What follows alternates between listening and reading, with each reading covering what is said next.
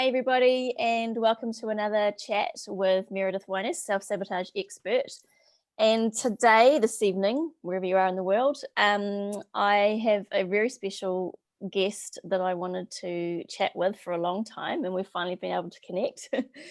And his name is Gavin Nascimento, and he's from South Africa, and I will get him to introduce himself and he'll tell you a bit about himself, and then we'll move on to some topics, and there's nothing off the table. So yeah, Gavin, would you like to introduce yourself? What's up, guys?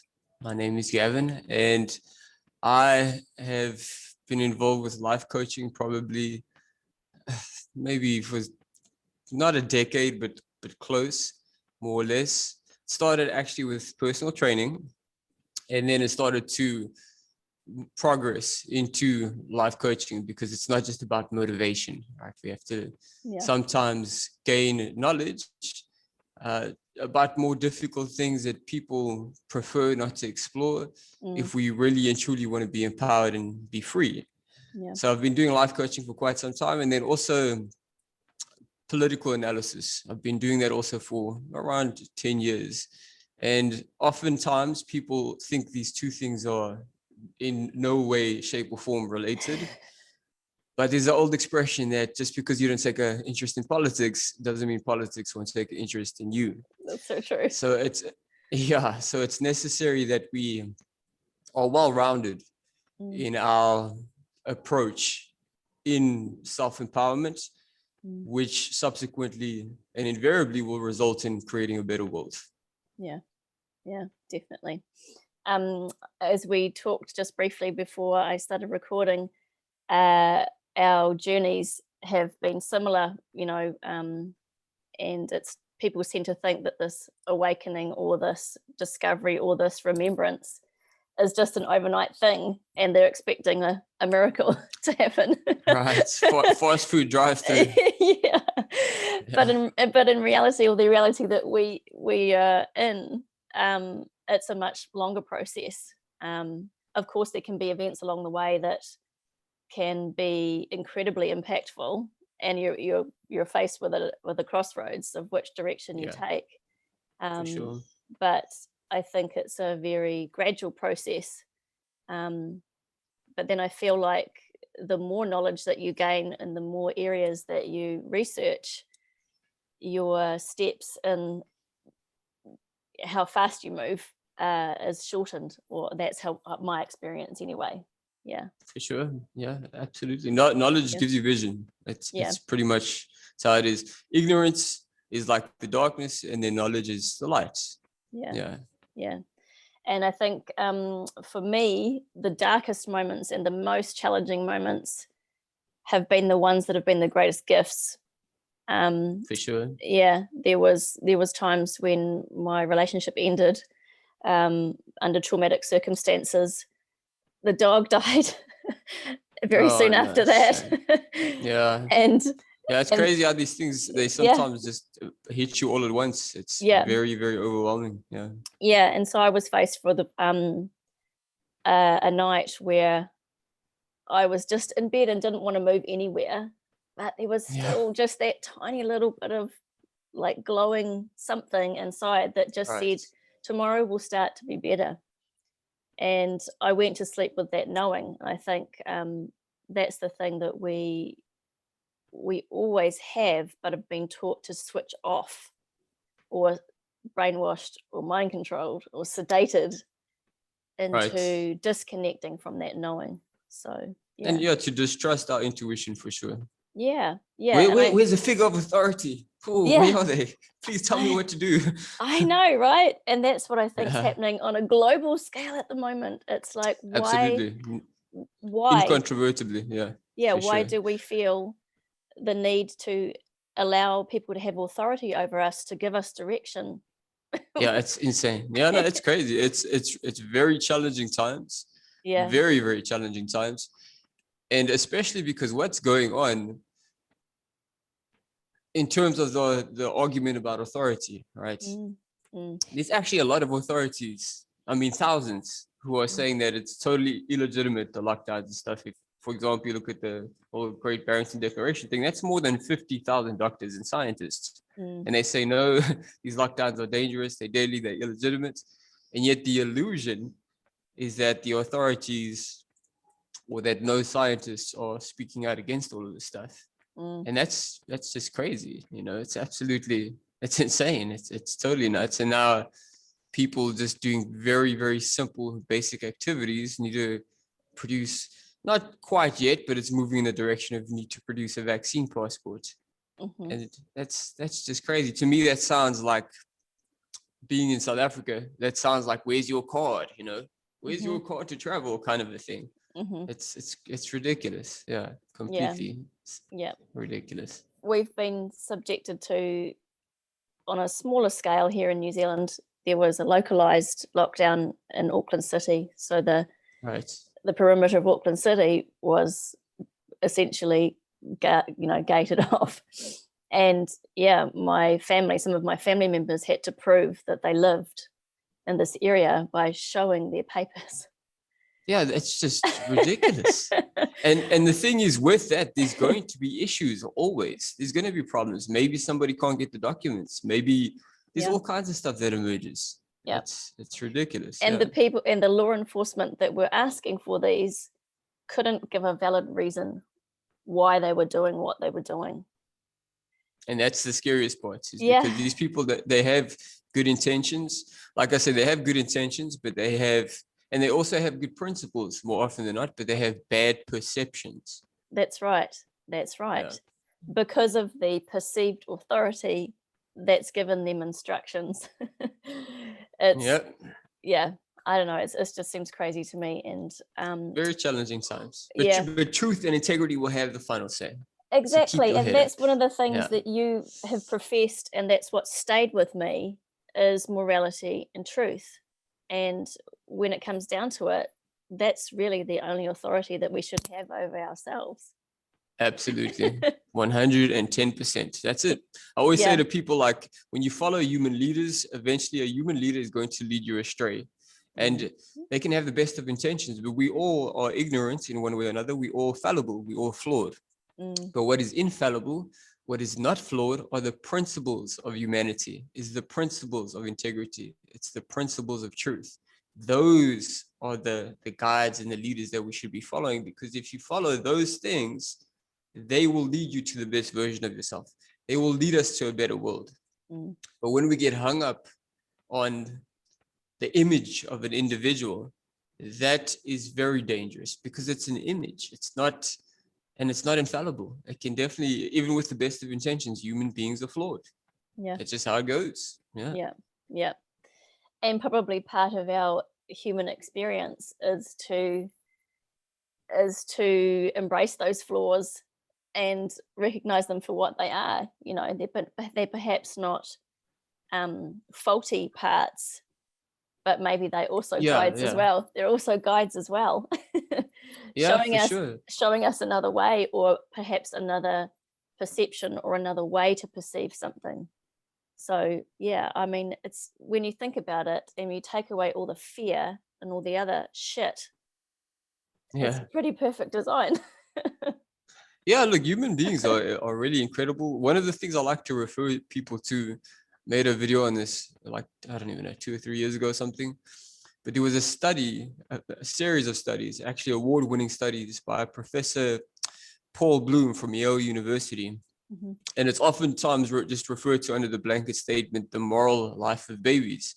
And what this dude did, which it's a very interesting thing, maybe you're familiar with it, is he wanted to study whether babies have an inborn sense of morality, right and wrong, or if it's something we get like from our environment, which I think everybody to some extent wants to know about that. And he did studies on babies as young as 3 months old, and me being now a new father, that gives me a whole new appreciation for that age demographic. And he found that, yes, we do have an inborn moral compass. We do have a sense of right and wrong. We do have integrity. We do have humanity. We like to actually share. The only downside is that we have what he terms righteous anger. And righteous anger, it's absolutely necessary. It's when an evil or something you perceive to be evil, you actually want to get you want to bring it to justice. So, for example, some of the experiments they used were on these little puppets. They were quite elaborate. So I looked into it and stuff. And then the puppets would play and everything. And the one puppet was kind of like a bully, and it would steal and it would do bad things. And then afterwards, he would show the children the puppets, the little kids. And some of the kids, when they saw the bad puppet, then they went so far as to even hit the bad puppet because of their righteous anger. Now, the problem with this is, it's a good thing, it's necessary, because there are some people, pedophiles and so on and so forth. You need to be very stern with them. And sometimes the cancer has to be eradicated. The proverbial cancer has to be eradicated. But if you don't have knowledge, this can be weaponized against you, which is precisely what has happened throughout history. So you say, oh, those people are terrorists. Oh, these people are Nazis. Oh, these people are putting everybody at risk because they don't want to wear face masks. And if you can pollute people's perceptions, then you can weaponize them against each other. But other than that, yes, our blueprint is absolutely, it's a beautiful blueprint, man, for sure. And of course, what you just spoke about, that's when division is created, and that's when the conquering starts. They have this knowledge and they use it against us. And that's the fundamental difference between people like us and them, is that they have esoteric knowledge and they use it to exploit. And then people such as ourselves, when we gain this knowledge, and it's oftentimes because we come from a background of suffering, and we don't want other people to suffer, that once we gain this knowledge and we say, okay, I want to empower people with that. Because obviously not only does it enrich my life, it enriches their life. And for us to have the best possible lives and existence we can on this planet, we need to all be enriched in one way or another. I really love, there was, I don't know if you probably heard about it, the 100th monkey experiment, where is that about conformity? Well, collective consciousness, and how if you have more than 100 monkeys in this troop doing one certain behavior, then another troop in a completely different part starts adopting that behavior that was never shown to them. And it's a great example. I don't think I am familiar with that. I will send it to you after we've stopped that's speaking. Cool. It's very, very cool. And I think it can be, when I liken my own healing and sober journey, creating a ripple effect like we spoke about just before. I found that my best friend, she stopped drinking, and then I followed suit because I was so inspired by that 3 weeks later. And it's incredible. And I think, we both lost a huge amount of weight and changed everything that we were doing, feeding our minds and our mouths and for our sure. souls. And then that inspired other people around us. And it said that, when you do your own healing, it has a ripple effect to another 50,000 people on this earth.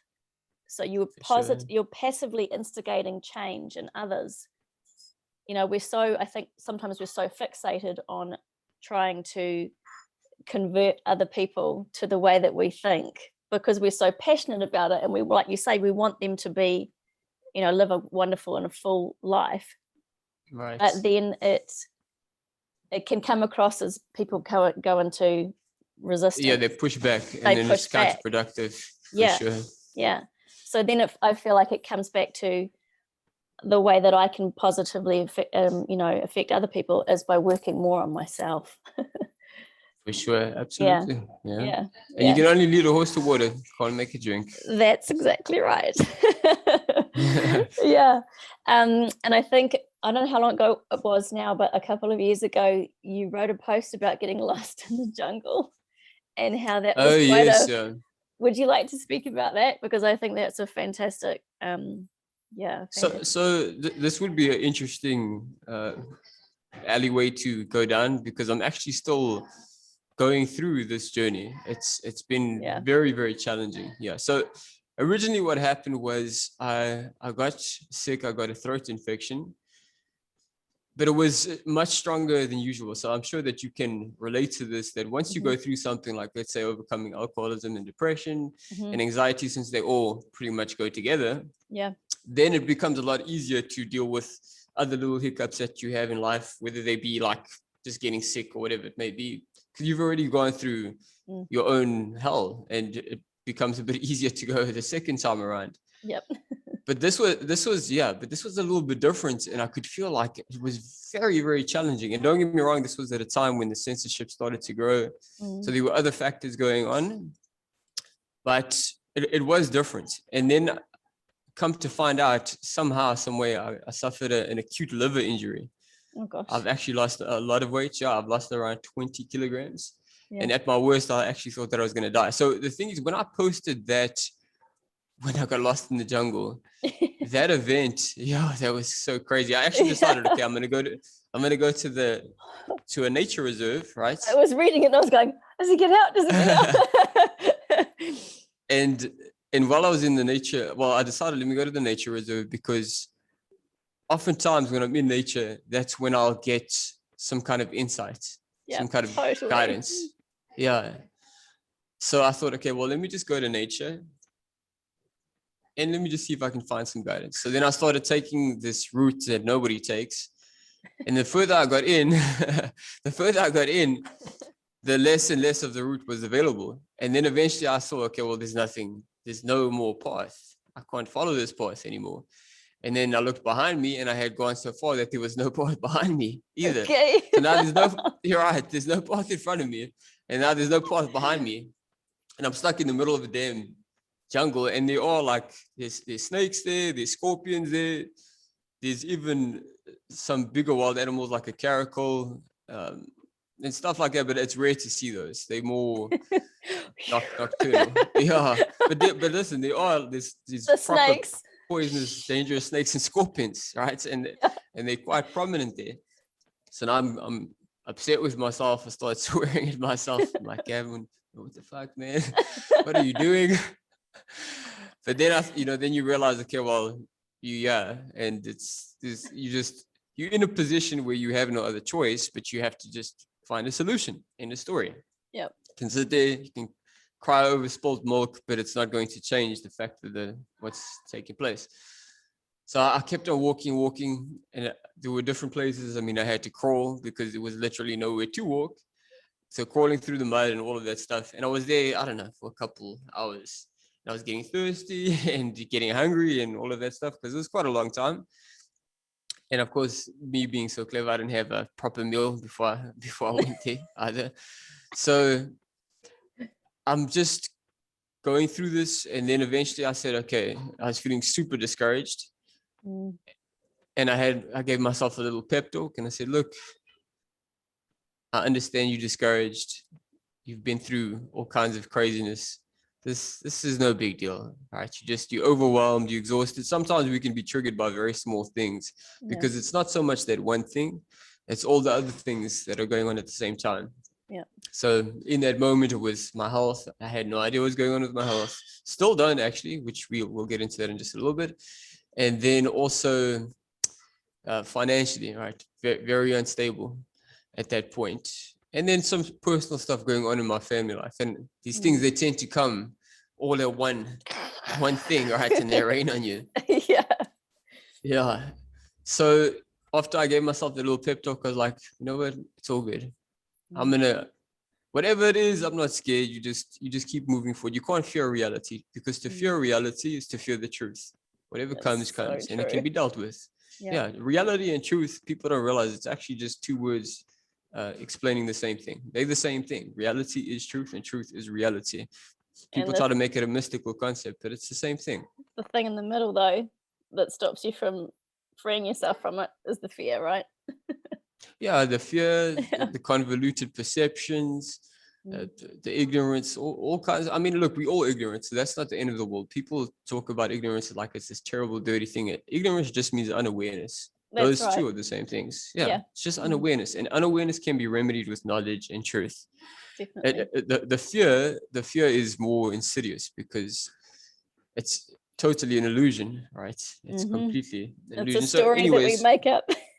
Yeah, it's this crazy story that we make up and we get stuck in our heads. So anyways, after I did that, literally 5 minutes later, I found my way, and that felt good. Yeah, and that felt really good.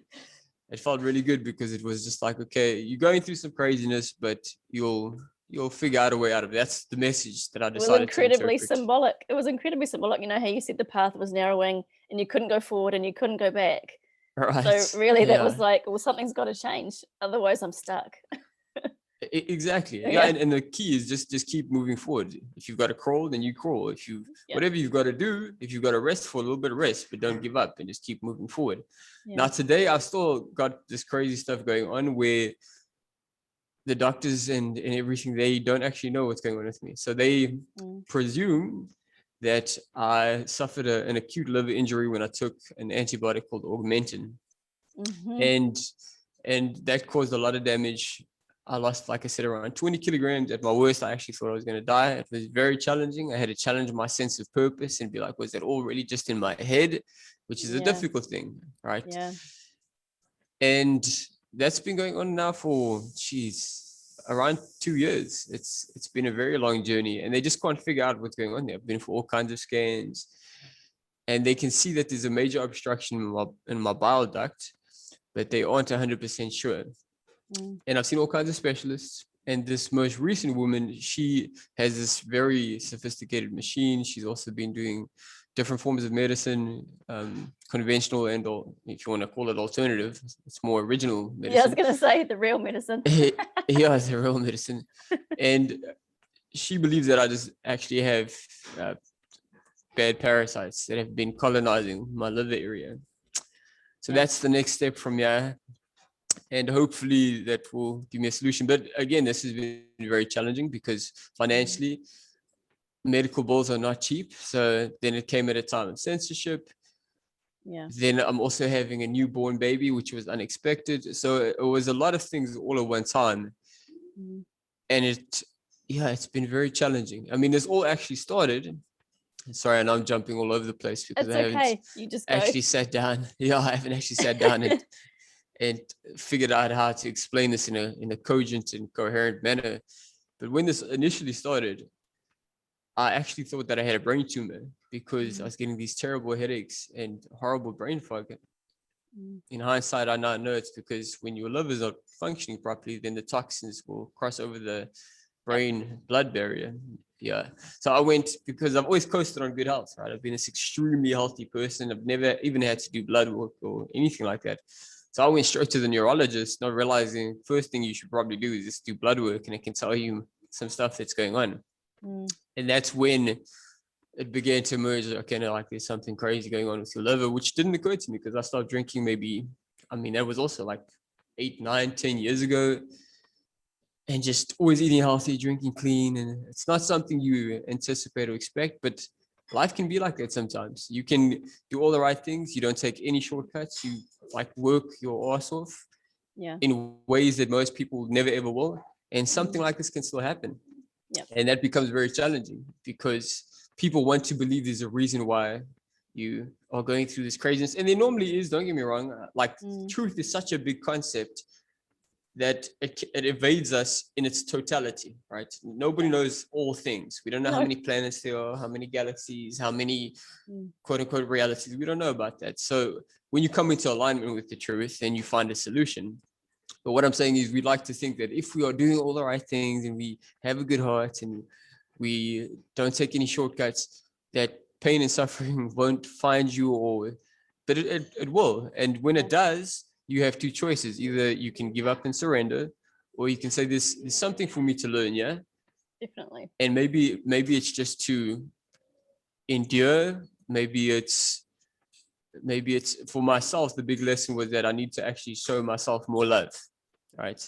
I've always been somebody by nature extremely altruistic, putting other people before myself. But then I turned myself into like a full-on machine, training 7 days a week, 365 days a year.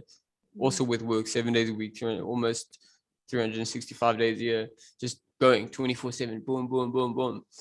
And you can't always function like that. Sometimes you gotta just give yourself a break and then plug and show yourself that you value yourself, kind of a thing.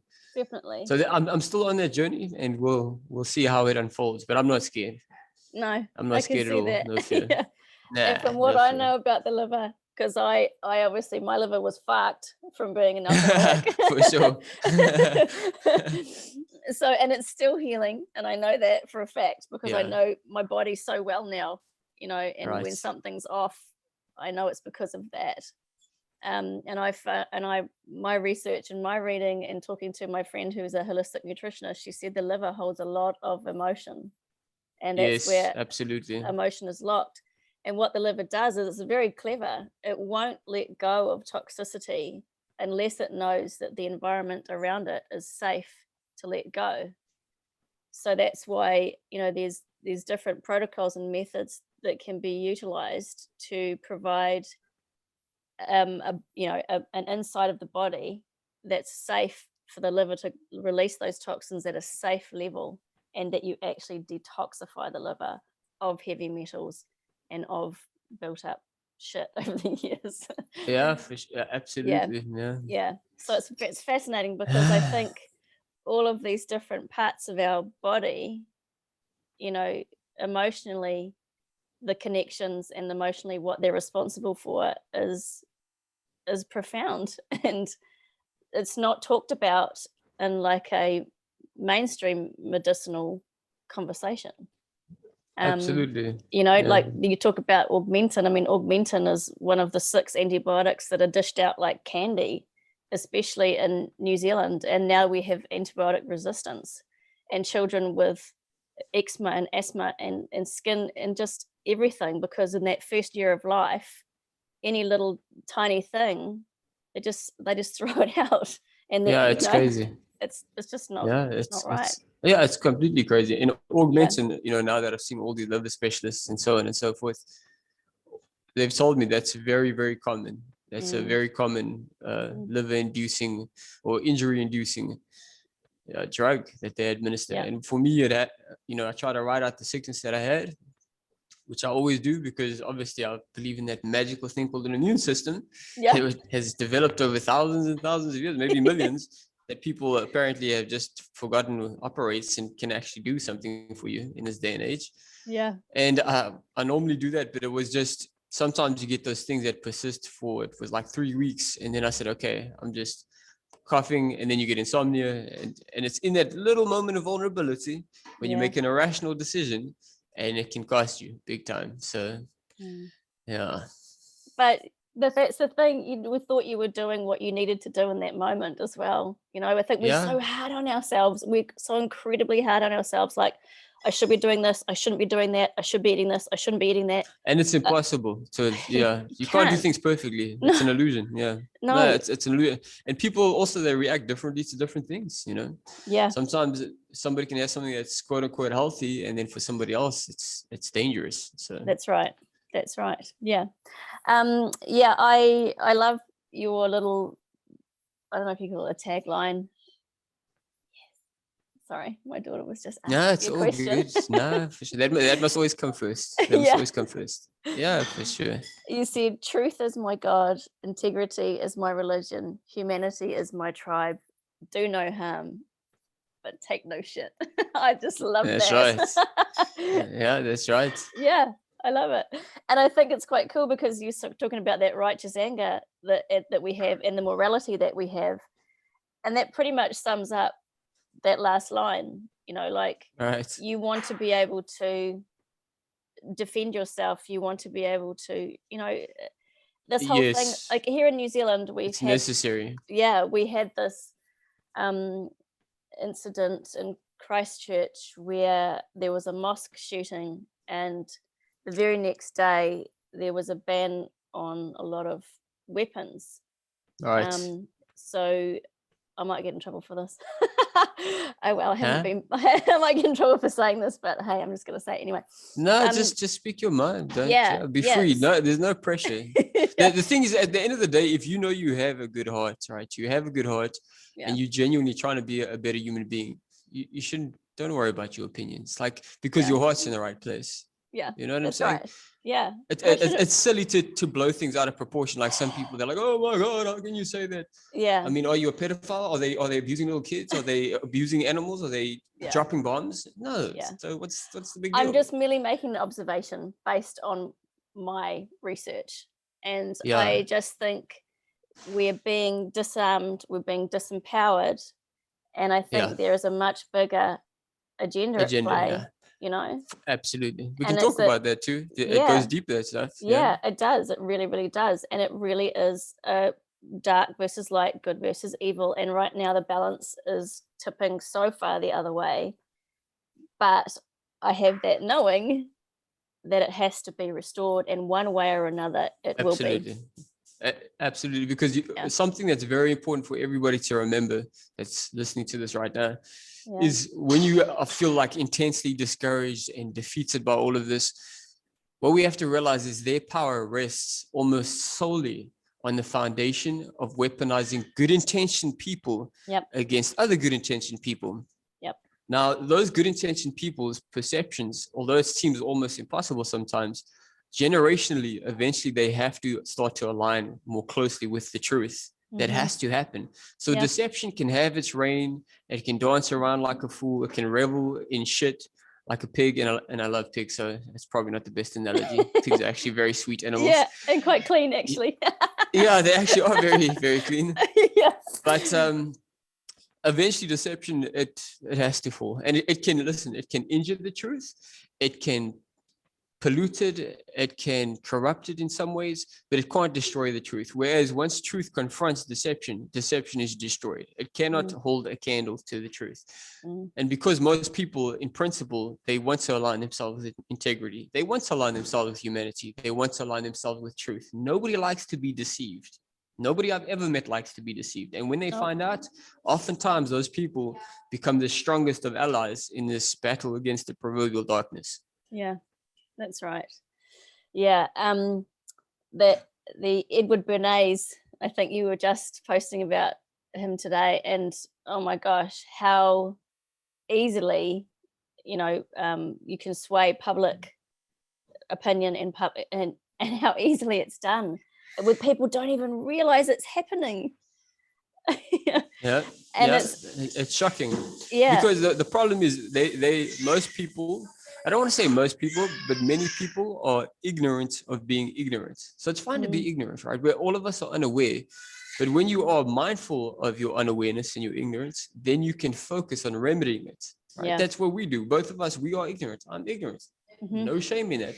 But when you are ignorant of being ignorant, that's very dangerous, because those people are more likely and more susceptible to confusing their very narrow perception as being an exact replica of quote unquote reality. And none of us can perceive all that there is. We have to research. And that opens up that door to say, okay, I need to research and figure out what's going on, rather than resting on my often misleading emotions and my narrow perceptions to say, no, but what I see is actual reality. Because that's never the case. It just does not work like that. No. Yeah. And I have a big issue with television.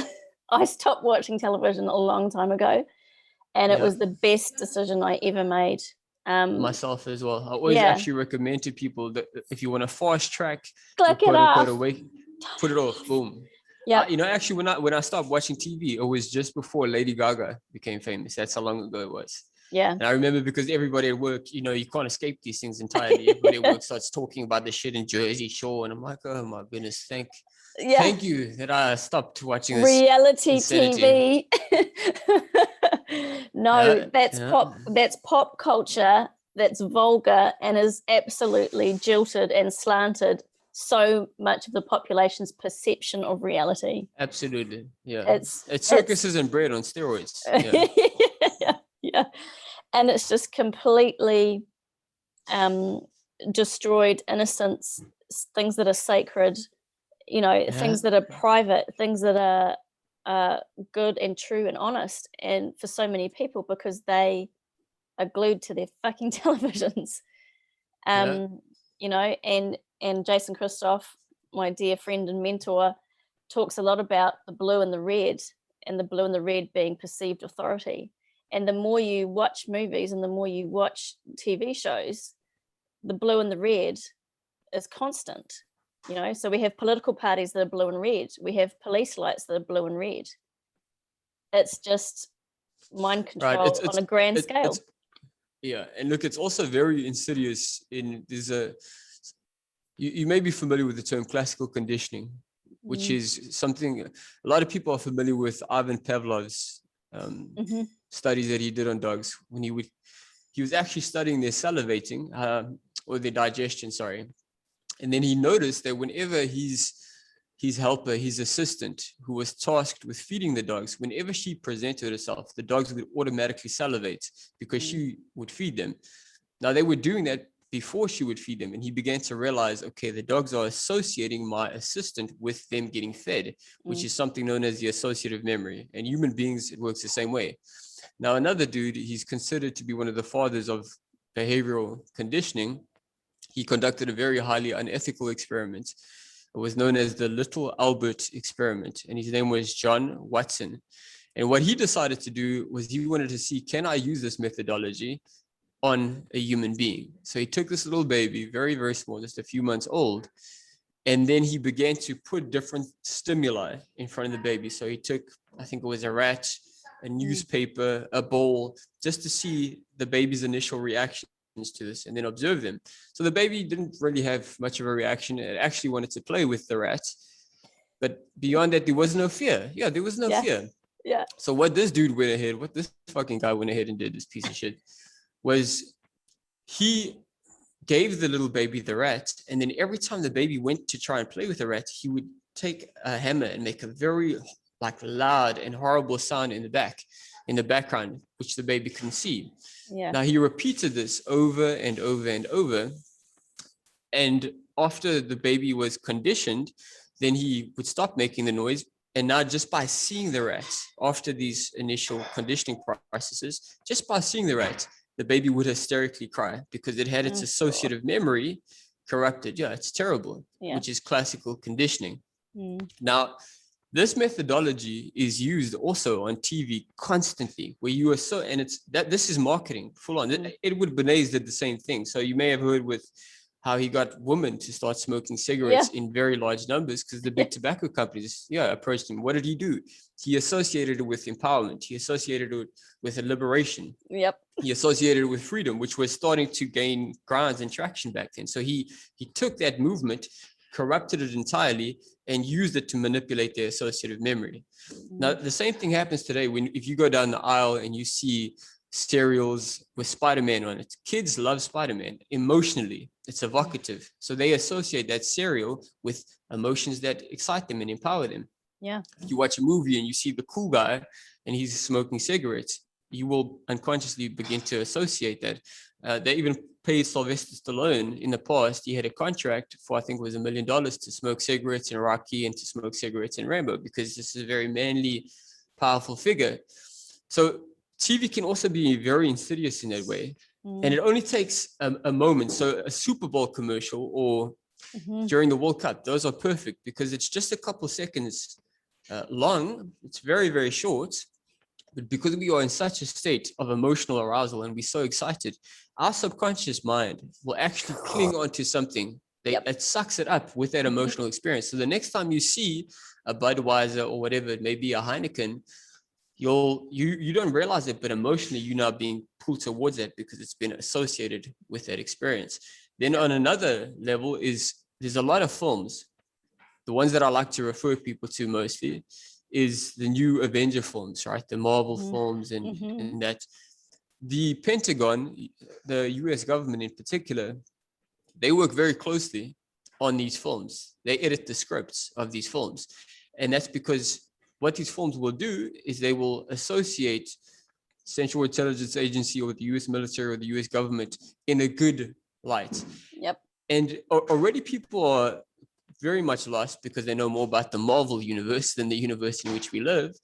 But once they start to go down this path, those very subtle and very careful and calculated illusions that they put in there, that, they're the good guys and they're fighting against the evil and the evil will be whatever guy with an evil accent or whatever it might be.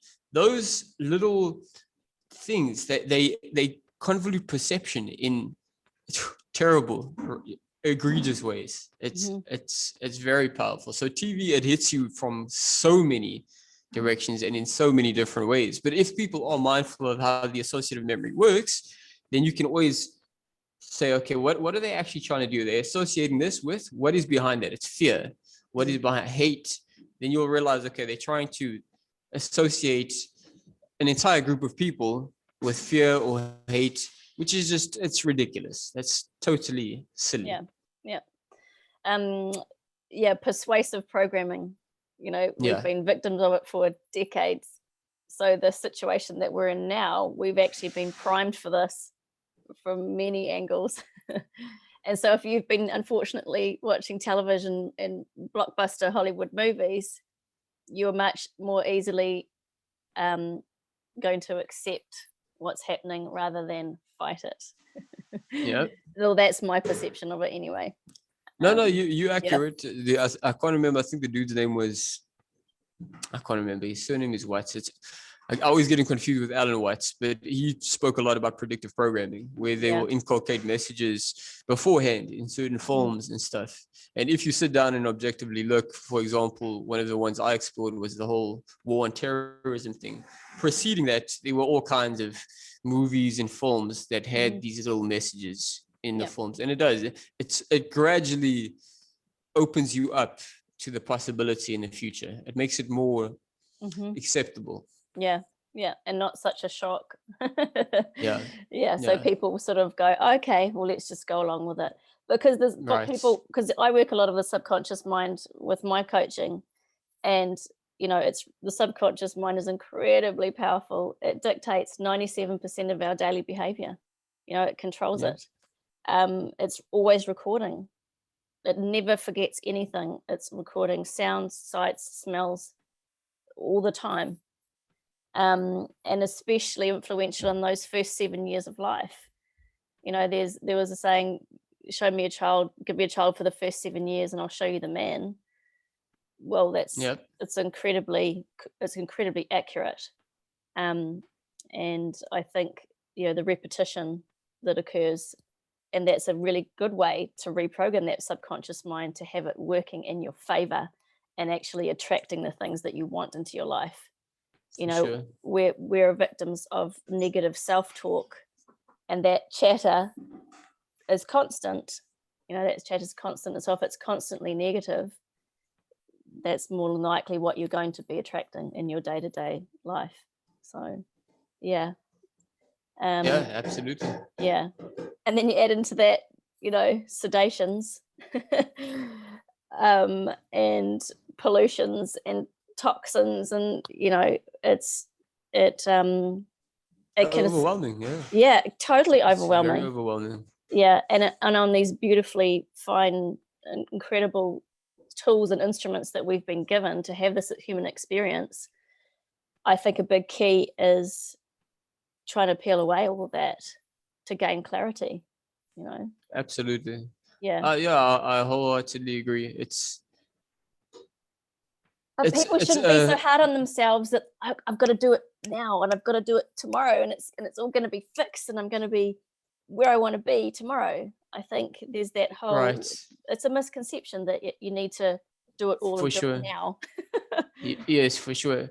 So what I would say to anybody that is listening that's a bit more interested in the topic in specific is that it's an unending process. It actually never ends. Yep, I agree. Enlightenment in the fullest sense, it's a constant state of becoming, and it's not necessarily something that we attain. It's something that we contribute to, I believe, and I mean that as a collective human species. I agree. So how far we can take this will empower the next generation to take it even further, and then the next generation to take it even further, because our potential, we don't actually know how far that extends. We really don't.